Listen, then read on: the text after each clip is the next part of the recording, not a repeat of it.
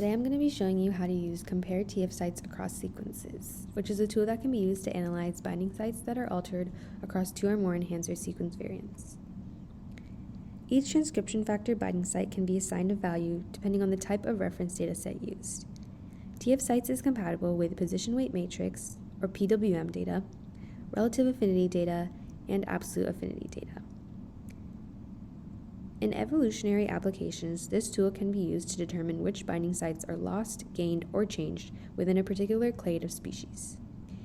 In this example, we will be looking at LHX2 transcription factor binding sites in the ZRS enhancer across different species, from limbed vertebrates to snakes.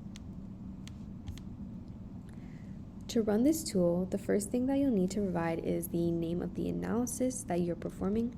In this case, we'll name it ETS across species.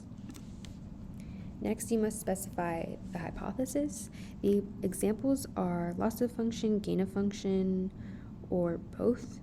By default, it'll be both. The loss of function hypothesis will only report binding sites that are lost between sequences, while the gain of function will only report binding sites that are gained. We will select both because we want to see all changes for this example.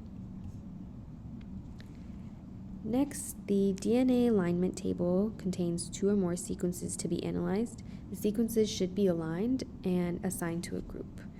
You can manually enter the name of the sequence itself, and the group that it belongs to. And if you wanted to add more than 2 sequences, you could click Add Row and continue to do so. In this case, we have a region of the ZRS enhancer from different species. So for example, we can enter first the human ZRS, then its aligned sequence, and its group name. And you can continue to do so for the rest, but you can alternatively just upload a file with the same information, which we have shown here. We have the 3 columns that were shown before, and we can just drag that here. In this example, the sequences are assigned to either human, mouse, serpentized, or NA. The enhancer functional group table is the next parameter that assigns each group name with a functional label. Group labels can be either wild type, control, test, or NA. Binding sites are searched for within the test group that are not present within the wild type or control group. At minimum, both of the following requirements must be met. The first is that at least 1 control or wild type must be provided.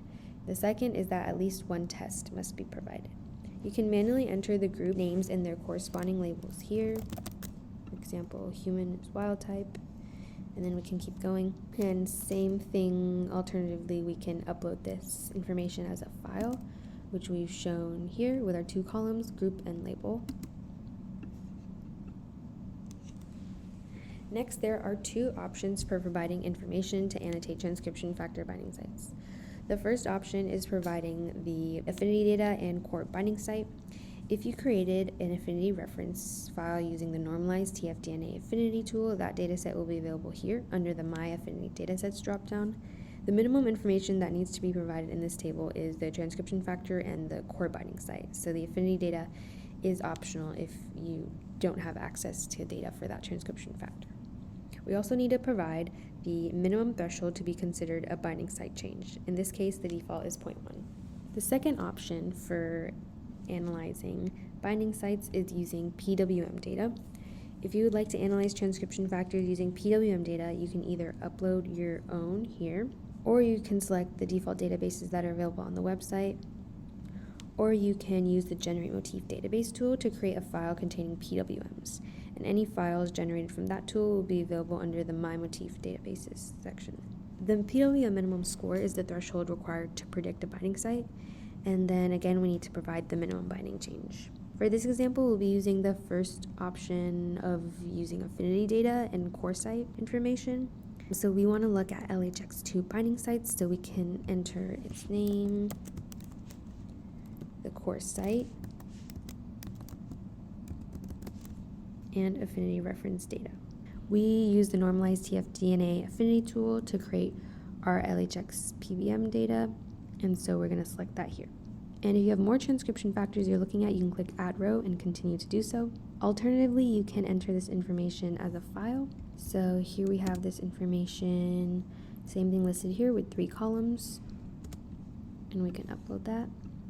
And then any files that were referenced in this table, like this PBM data, must be uploaded under the TF Affinity Reference Files parameter. So we can drag this here, and then we'll leave the minimum binding change as the default of 0.1. So now that we have all of our inputs selected, we can go ahead and hit submit. You'll see this page. The job will be assigned a number, and then we'll come back when the job is finished so we can see what the output looks like. Now that the job has finished running, we can see the outputs that have been produced. We can download the output files here as a zip folder, and that'll show our results over here. So the first output type includes reports of the predicted altered binding sites. HTML reports are separated into ablations, deletions, de novos, and increases. The images that are produced show the changes in binding sites that have occurred across sequences, which are available in the HTML reports. The second output type includes a table that contains the details about each binding site. This table contains information about each binding site that was altered across sequences. And that concludes this tutorial. Thanks for using TF Sites, and good luck on your research.